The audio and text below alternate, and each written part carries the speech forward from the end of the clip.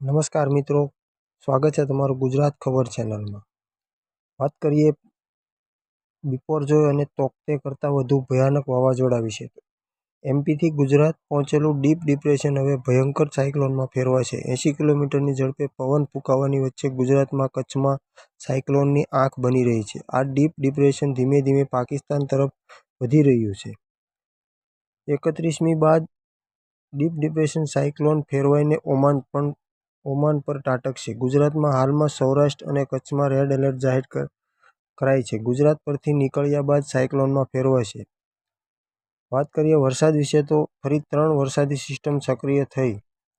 હવામાન વિભાગની આગાહી પ્રમાણે કચ્છ, મોરબી, જામનગર, પોરબંદર, જૂનાગઢ, રાજકોટમાં વરસાદને લઈને એલર્ટ અપાયું છે। ગીર સોમનાથ, સુરેન્દ્રનગર, બોટાદ, અમરેલી, ભાવનગરમાં વરસાદને લઈને એલર્ટ આપવામાં આવ્યું છે। ડીપ ડિપ્રેશન, ઓફસેટ ટ્રક અને મોન્સૂન ટ્રકના લીધે સૌરાષ્ટ્રમાં અમુક જિલ્લા તેમજ કચ્છમાં રેડ એલર્ટ સાથે અત્યંત ભારે વરસાદની આગાહી કરાઈ છે।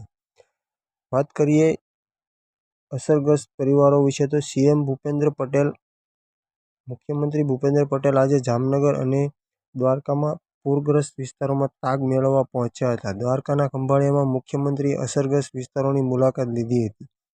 મુખ્યમંત્રીએ શેલ્ટર હોમમાં આશ્રય લઈ રહેલા અસરગ્રસ્ત પરિવારોને મળીને તેમને અપાઈ રહેલી વ્યવસ્થાઓનું નિરીક્ષણ કર્યું હતું।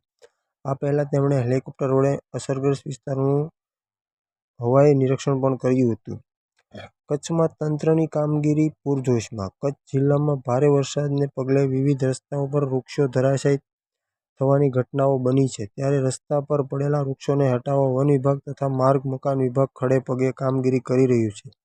મુખ્યમંત્રી પટેલે ટ્વીટ કરી જણાવ્યું કે કચ્છમાં ભારે વરસાદને ત્યારે તંત્ર આવી જ ઉર્જાથી કામગીરી ચાલુ રાખે એ જરૂરી છે। પ્રાકૃતિક આપત્તિમાં નાગરિકોએ ઓછામાં ઓછી તકલીફ નડે એ માટે આપણો પ્રયાસ છે।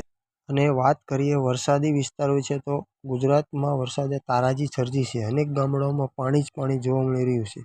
આવા માહોલમાં લોકોના સ્વાસ્થ્યને લઈ ચિંતિત સરકારે આરોગ્યની ટીમોને વરસાદી પ્રભાવિત વિસ્તારમાં તૈનાત કરી છે। આરોગ્ય મંત્રી ઋષિકેશ પટેલના નેતૃત્વમાં વડોદરામાં, મોરબી અને પોરબંદરમાં આરોગ્યની 35 ટીમ ખડે પગે કરવામાં આવી છે। આ ટીમ 5 દિવસ કામગીરી હાથ ધરશે।